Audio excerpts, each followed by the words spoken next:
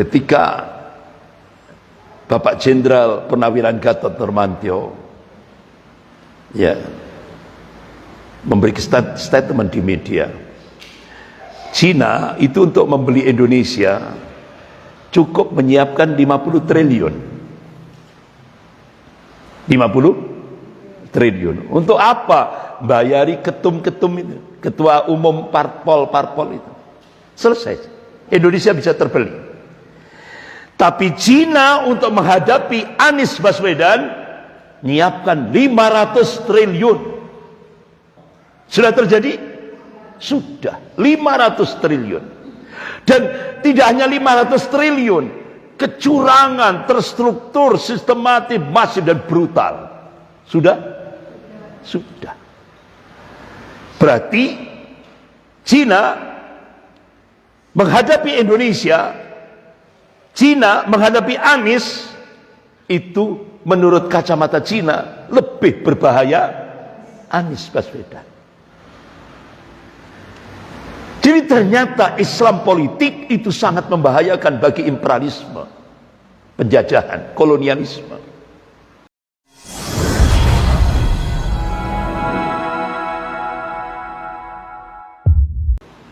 Asyhadu an la ilaha illallah wahdahu la syarikalah wa asyhadu anna Muhammadan abduhu wa rasuluh.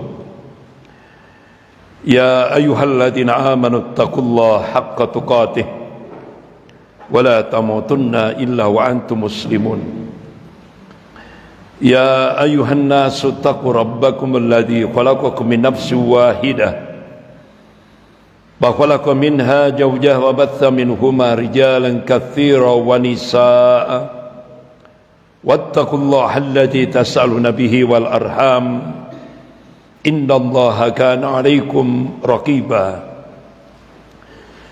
يا أيها الذين آمنوا اتقوا الله وقولوا قولا سديدا يصلح لكم أعمالكم ويغفر لكم ذنوبكم ومن يطع الله ورسوله فقد فاز فوزا عظيما أما بعد فإن أصدق الحديث كتاب الله وخير الهدي هدي محمد صلى الله عليه وسلم وشر الأمور محدثاتها وكل محدثة بدعة وكل بدعة ضلالة وكل ضلالة في النار.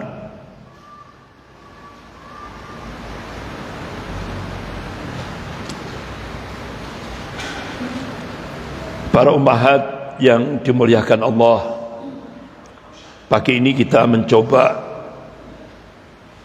pembahasan sesuai dengan bulannya ini, bulan Agustus. Kita angkat satu tema, refleksi kemerdekaan Republik Indonesia yang ke-79. Artinya introspeksi terhadap sebuah proses untuk menuju kemerdekaan yang hakiki. Tapi bahasan kita lebih fokus pada aspek historis, sejarah. Kenapa? Para ummahat yang dimuliakan Allah, sejarah itu dengan berbagai pelajaran yang dikandungnya teramat penting untuk disimak, dikaji, dipelajari, karena di dalamnya banyak sekali ibrah, pelajaran yang bisa kita ambil. Bahkan ulama-ulama Ahlus Sunnah wal Jamaah, diantaranya Al-Imam At-Tabari rahimahullah, Ibnu Ishaq rahimahullah, Ibnu Sa'ad rahimahullah, dan ulama-ulama Ahlus Sunnah yang lain telah menjadikan sejarah sebagai profesi ilmiah. Kenapa? Karena persoalan yang terjadi pada masa lalu itu perlu ditelaah untuk memahami masalah ummah, problematika umat yang terjadi hari ini, sehingga kita bisa mampu memahami mengapa peristiwa itu terjadi sekarang ini. Apalagi Rasulullah sallallahu alaihi wasallam sudah mengingatkan kepada umatnya, qala Rasulullah sallallahu alaihi wasallam, man asbaha wa lam yahtam bi amril muslimin falaysa minhum. Kata Rasulullah, barang siapa yang bangun pagi hari walam yahtam, dia tidak peduli terhadap problem-problem umat,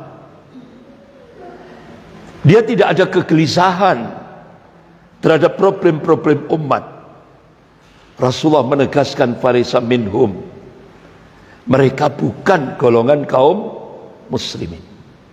Sampai seperti itu Rasulullah memberi penegasan. Jadi kalau kita bangun pagi hari, kita cuek masalah umat, yang penting diri kita, keluarga kita selamat, kita sudah masa bodoh terhadap problem umat, itu Rasulullah tegaskan falaysa minhum, mereka bukan golongan kaum muslimin. Nah kalau bukan golongan kaum muslimin, kaum siapa? Ya kan? Itu yang jadi pertanyaan kita. Jadi sampai Rasulullah menghadapi sakratul maut yaumil isnin, hari Senin 12 Rabiul Awal, yang terucap pertama kali ummati, ummati, ummati. Jadi saat menghadapi sakratul maut, Rasulullah masih mikirkan umatnya. Sampai Rasulullah tanya kepada malaikat Jibril alaihissalam, wahai Jibril, bagaimana umatku? Tapi Masya Allah, Jibril memberikan busra, berita gembira, ya Rasulullah, umatmu umat akhir zaman, tapi umatmu dimuliakan oleh Allah Subhanahu wa ta'ala. Akhirnya Rasulullah tersenyum. Itulah. Jadi kita mikirkan umat saja sudah dapat pahala, apalagi kita action berbuat di tengah-tengah umat, insya Allah plus itu ibu-ibu. Sebaliknya, untuk memahami kondisi kekinian atau kontemporer, kita harus setback, nengok ke belakang, buka sejarah. Nah itu. Bahkan ketika kita memahami masa lalu pun terkadang kita butuh pemahaman tentang kekinian. Ya. Kalau istilah ulama-ulama fikih, itu fikih waqi'iyah, fikih waqi', realitas kehidupan kekinian. Itu. Makanya para ummahat yang dimuliakan Allah, kenapa sekarang kondisi umat Islam seperti ini? Gitu. Ya kan? Kita tanda tanya besar kan? Nah, makanya jawabannya kita buka sejarah masa lalu. Itu baru kita dapat jawaban oh, ya kan? Baru ketemu oh, ya kan? Oh ngono. Nah itu. Jadi seperti itu. Ya. Buka sejarah. Karena Allah Subhanahu wa ta'ala yang menguasai rotasi alam jagat raya ini, Allah yang meninggikan langit tanpa tiang ini, mengabarkan hukum perulangan sejarah itu berlaku umum. Allah tegaskan dalam surah Al-Fat ayat 23. A'udzubillahi minasyaitonir rajim. Sunnatullahi allati qad khalat min qabl wa lan tajid sunnahi tabdila.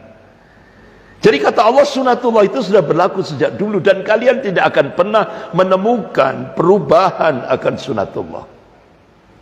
Artinya apa? Allah mengabarkan, menegaskan sejarah akan berulang. Yang membedakan adalah warna dan kualitasnya. Kalau dulu bapaknya, sekarang anaknya. Nah anaknya pakai filosofi nabok nyilih tangan, akhirnya pakai Pak Mukidi, dijadikan petugas, ya kan? Tapi ternyata gerakannya sama, itu loh. Jadi sejarah itu akan berulang. Bahkan Rasulullah SAW juga banyak mengabarkan tentang futuristik, masa depan, apa yang akan terjadi sebelum yaumil kiamah. Rinci Itu bisa kita lihat dalam kitab Al-Bidayah wa Nihayah yang ditulis oleh Al-Imam Ibnu Katsir rahimahullah, bahkan sudah diterjemahkan dalam bahasa Indonesia, judulnya Huru Hara di Akhir Zaman. Apa sih hikmahnya sampai Rasulullah itu belum terjadi, tapi Rasulullah sudah kasih kabar rinci, tidak ada yang tersisa. Hikmah terbesarnya supaya umat Islam tidak jadi mangsa bagi musuh-musuhnya. Itu. Nah, para ummahat yang dimuliakan Allah, ini prolog ini tadi. Sekarang masuk materi. Kemerdekaan Indonesia itu hasil perjuangan para ulama. Artinya apa? Saham terbesar Indonesia itu adalah umat Islam. Ini fakta empiris, gak bisa diganggu gugat. Tapi yang menjadi pertanyaan kita, kenapa umat Islam yang mayoritas ini tidak bisa menjadi tuan rumah di rumahnya sendiri? Why? Kenapa? Ini pertanyaan. Ya kan? Kenapa? Sampai akhirnya kita kembalikan pada nas. Sampai Rasulullah sallallahu alaihi wasallam mengingatkan, qala Rasulullah sallallahu alaihi wasallam, yusiku an tad'alaikumul umamu min kulli ufukin. Hampir-hampir umat-umat kafir itu saling menyeru, ngajak-ngajak untuk menyerang kalian min kulli ufukin, dari segenap arah, dari segenap penjuru. Kama tada'a al-akalatu ala qas'atiha. Kalian seperti makanan di atas nampan yang jadi rebutan orang-orang yang lapar. Sahabat tanya, qul ya Rasulullah, amin qillatin bina nahnu yauma idin. Ya Rasulullah, apakah posisi kami pada saat itu minoritas, jumlah kami sedikit? La, tidak. Bal antum yauma idin katsir. Kalian mayoritas, jumlahmu banyak. Walakinnakum kutsa'un ka kutsa'itail. Tapi kualitasmu seperti buih. Kualitas buih itu kan tidak punya prinsip, tidak punya jati diri, mudah diombang-ambingkan oleh musuh-musuhnya. Jadi hadis ini bukan justifikasi, bukan pembenaran, tapi hadis ini warning, peringatan, jangan sampai umat Islam, kata Rasulullah, punya kualitas seperti buih. Manakala umat Islam yang mayoritas ini kualitasnya buih, Rasulullah memberikan peringatan yang cukup keras. Qala Rasulullah sallallahu alaihi wasallam, "Wa la yantaji'anna Allah min sudurikum Qala Rasulullah sallallahu alaihi wasallam menegaskan, ya, setelah bal antum yaumadin katsir, ya kan? Sahabat tanya, "Ya Rasulullah, apakah posisi kami pada saat itu minoritas?" Jadi sampai Rasulullah menegaskan, kalau umat Islam itu kualitas seperti buih, walanya taji'anna Allah min suduri aduwakum al-mahabbata minkum. Sungguh Allah akan mencabut rasa takut dari hati orang-orang kafir itu. Dicabut rasa takutnya orang-orang kafir itu. Walayatifanna Allah fi qulubikumul wahan, dan Allah campakkan al-wahan di dalam hati-hati kalian. Sahabat tanya, "Ya Rasulullah, wa mal wahan?" Apa yang dimaksud al-wahan? Qala hubbud dunya wa karahiyatul maut. Terlalu cinta dunia dan takut mati. Takut resiko perjuangan. Nah ini. Nah, itu apa yang dikabarkan oleh Rasulullah 1445 tahun yang lalu, itu sudah terjadi di Indonesia. Kita 200 berapa ya? Anggap saja kan jumlah penduduk Indonesia kan 270 juta. Anggap saja sekarang umat Islam 200 juta lah gitu ya. Itu. Tapi yang mengendalikan cuma 9 orang. Iya kan? Kita tunduk kepada 9 orang yang sering disebut dengan 9 naga, yang bahasanya namanya oligarki. Nah, orang awam kan nggak ngerti, Ustadz opo iku oli kok ditambahi garki? Iya kan? Oligarki, oligark. Jadi bahasanya elegan gitu. Ya. Ya kalau bahasa kita ya Indonesia sekarang dikuasai Cina, itu sudah. Itu. Cina. Itu fakta empiris. Bahkan sampai 80% tanah se-Indonesia ini sudah milik Cina. Pribumi dikasih cuma 20%. Itu fakta. Nah, apakah Rasulullah terus membiarkan begitu saja kondisi umat seperti ini? Tidak. Rasulullah memberikan solusi. Qala Rasulullah sallallahu alaihi wasallam, "Idza tabayatum bil 'aina wa aqadtum adlab al baqari wa raditum bil jar'i wa taraktumul jihad fi sabilillah. Salatullah alaikum dulla la yanbu hatta tarji' ila dinikum." Rawahu Abu Dawud. Idza tabayatum bil 'aina, jika kalian bermuamalah dengan cara-cara al-'ainah. Al-'ainah itu kan salah satu sistem ribawi, riba. Wa aqatum adnabal bakar wa raditum bijara'i, ini bahasa kinayah.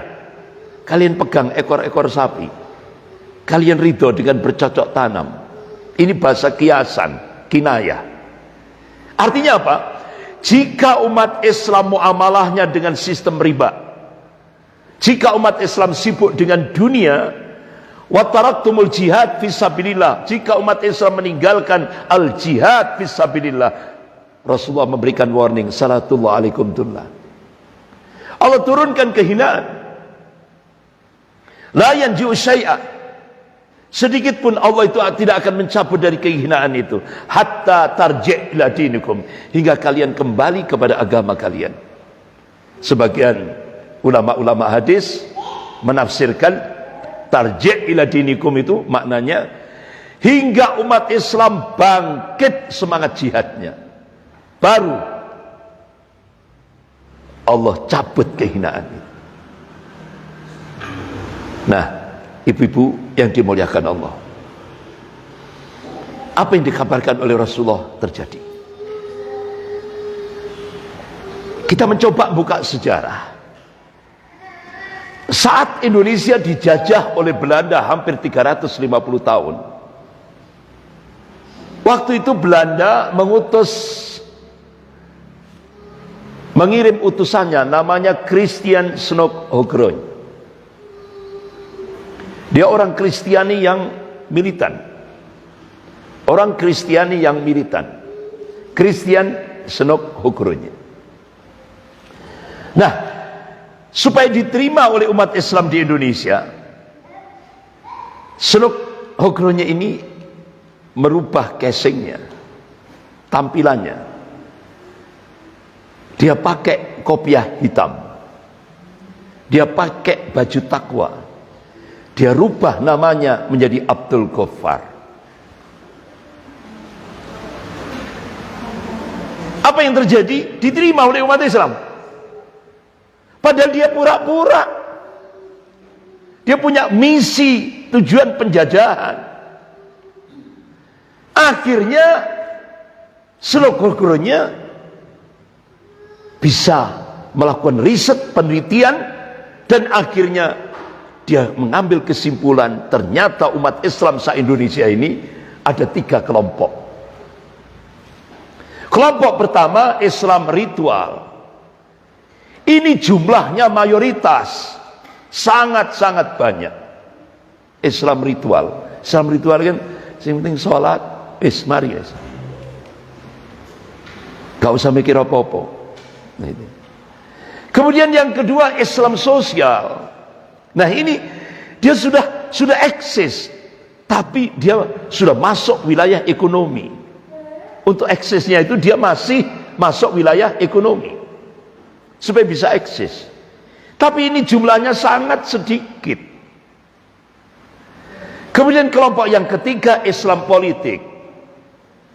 Ini jumlahnya sangat sedikit sekali.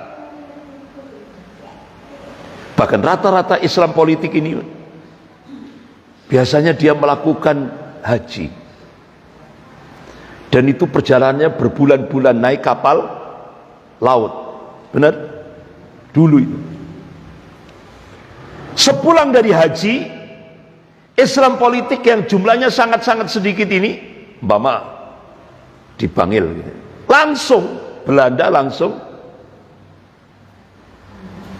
ini silang haji, jadi gelar haji ini silang, berbahaya bagi penjajah.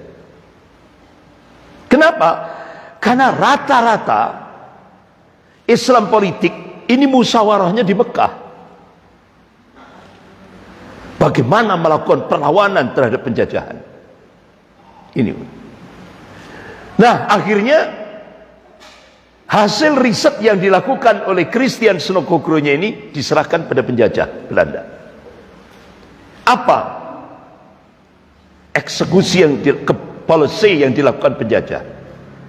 Ini diungkap oleh Bapak Muhammad Natsir, Allahumma yarham, tokoh ulama Masumi dari Sumatera Barat, Minang. Beliau pada saat Orde Lama menjadi Perdana Menteri Republik Indonesia yang pertama, yang sering ada disebut Kabinet Natsir. Nah, itu. Dan insya Allah dulu pernah ke Masjid Manarul Islam, pernah itu, ya kan? Dengan Pak Kiai Haji Misbah, Allahumma yarham. Jadi ibu-ibu, kata beliau, kalau Islam beribadah itu dibiarkan oleh penjajah Belanda. Tapi kalau Islam sosial, kalau sudah masuk wilayah ekonomi, itu akan diawasi oleh Belanda. Ini berbahaya. Tapi masuk Islam berpolitik, itu akan dihabisi sampai seakar-akarnya. Karena dianggap musuh penjajah.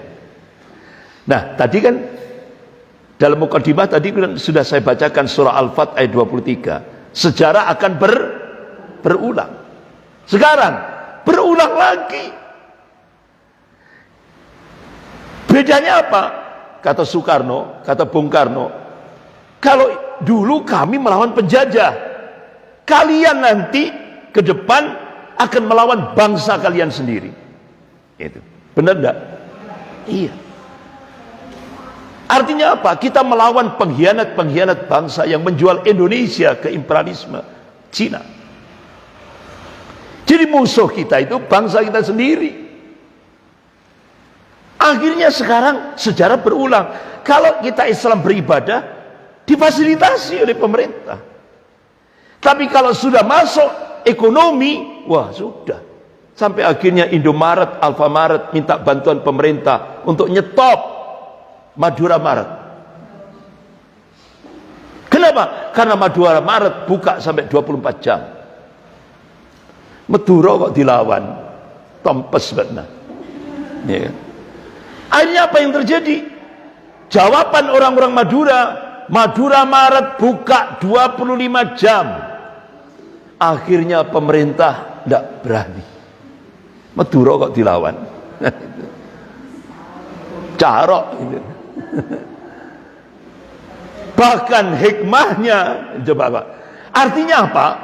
Ternyata ketika Indonesia sudah mengetapkan ideologi sekuler untuk membangun bangsa dan negara sampai hari ini, sehingga sistem ekonominya ekonomi kapitalistik, ternyata yang mampu bertahan itu Madura Maret.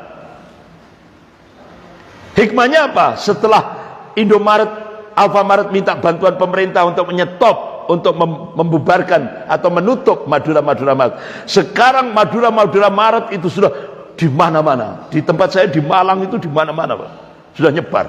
Bahkan sekarang Madura Maret itu go internasional. Di London ada Madura Maret. Ini ternyata umat Islam yuk kuat. Ya kan? Nah ini. Tapi ketika umat Islam masuk wilayah politik akan dihabisi. Contoh ini.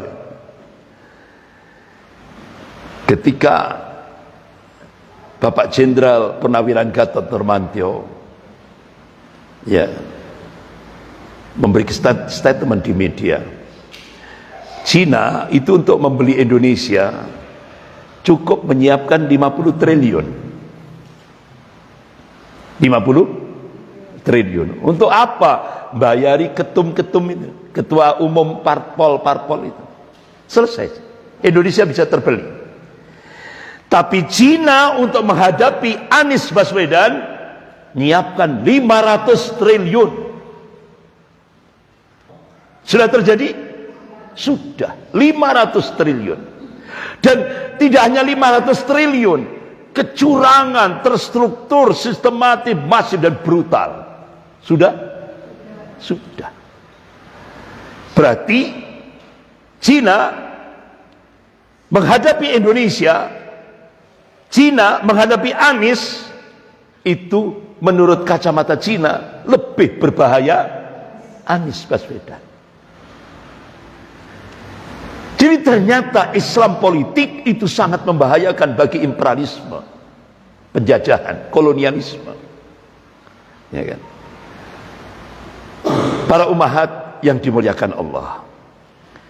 Sehingga akhirnya Snokhogronya sejak saat itu punya visi misi. Apa? Adalah kewajiban kita untuk membantu penduduk negeri jajahan Belanda agar pribumi terbebas dari Islam. Itu visi misinya. Sejak saat itu sikap dan pandangan Snokhogronya terhadap Islam tidak pernah berubah. Sehingga para orientalis Belanda memandang Islam sebagai ancaman terhadap keberlangsungan misi penjajahan. Begitu juga Christian Snokhogronya memandang Islam sebagai faktor penghalang misi penjajahan, terutama yang disebutnya sebagai Islam politik. Oleh karena itu, Belanda pada masa itu berusaha sekuat tenaga mengubur sejarah kesuksesan politik Islam dalam mengatur masyarakat Indonesia.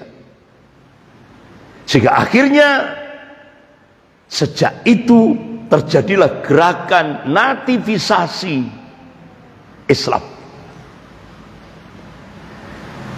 Jadi gerakan meminggirkan peran Islam dalam politik itu terus digerakkan pada masa itu.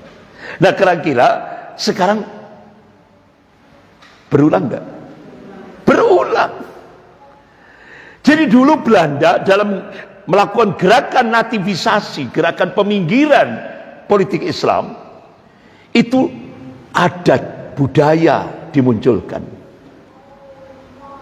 Adat budaya itu dinomorsatukan. Nah sekarang ternyata berulang. Ya kan? Berulang sekarang. Tapi bahasanya agak elegan. Mendukung kearifan budaya lokal. Elegan sekali bahasanya. Enak didengar. Tapi realitasnya umat Islam diminta untuk membangkitkan kembali budaya-budaya syirik. Bahkan di Malang tidak hanya budaya syirik, itu di balai kota Malang diadakan acara sesajen dan 1000 dupa. Tapi ustadz-ustadz Semalang Raya langsung takut, ya kan, terhadap apa yang diingatkan oleh Rasulullah sallallahu alaihi wasallam. Qala Rasulullah sallallahu alaihi wasallam, "Innallaha yaqulu lakum muru bil ma'ruf wa nahawna 'anil munkar. Qabla an fala ujibu lakum atas'aluni fala u'tikum fi fal ansurukum." Hai manusia, sesungguhnya Allah nyuruh kepada kamu, ajak manusia untuk berbuat yang ma'ruf, cegah dari yang mungkar. Supaya jangan sampai terjadi satu masa di mana kalian berdoa kepada Allah, Allah sudah tidak lagi mendengarkan doa-doa kalian. Di mana kalian mohon pertolongan kepada Allah, Allah sudah tidak lagi merespon permohonan kalian. Jadi masa itu bisa terjadi di mana doa-doa kita sudah tidak lagi didengar oleh Allah, permohonan kita tidak direspon oleh Allah, manakala kita bukan lantaran kita meninggalkan salat, bukan lantaran kita meninggalkan puasa, tapi masa itu akan terjadi di mana kita meninggalkan posisi duniawi kita, yaitu sebagai pengemban amar ma'ruf nahi mungkar. Itu akhirnya ustadz-ustadz sak Malang kumpul, baru duduk belum ngomong menghadapi acara sesajen ini sama 1000 dupa, baru duduk dibubarkan polisi. Nah akhirnya apa? Akhirnya saya waktu itu mengusulkan, sudah, kita nggak akan mungkin melawan aparat, ya kan? Ya kan? Podo ae ula marani gepuk gitu kan. Akhirnya apa yang bisa kita berbuat? Karena apa? Kalau kita tidak berbuat, doa kita tidak akan didengar lagi sama Allah. Permohonan kita tidak direspon. Akhirnya ayo buat surat penolakan. Ditujukan pada siapa Ustaz? Gubernur Bu Khofifah, ya kan, waktu itu. Alhamdulillah semua tanda tangan. Saya tanda tangan juga. Nah itu. Sehingga nanti kalau dipertanggungjawabkan sama Allah, ya kan? Apa responmu terhadap budaya syirik? Ini kemungkaran yang paling mungkar di hadapan Allah, ya kan? Syirik itu kemungkaran yang paling mungkar. Kami telah berbuat ya Allah sesuai dengan kemampuan kami. Fattaqullaha mastata'tum. Itu. Para ummahat yang dimuliakan Allah. Sekarang di Malang tidak hanya budaya syirik itu, bantengan, berot, bantengan. Jadi itu melibatkan anak-anak SMP, SMA. Diawali dengan minum-minuman khamr. Jadi bau alkohol itu di mana-mana. Dirusak generasi ini dengan budaya ini. Jadi sejarah tapi yang menjajah bukan Belanda, bangsa kita sendiri, karena jadi pengkhianat bangsa, ya. Karena di belakangnya ada imperialisme Cina. Nah, itu ini yang terjadi.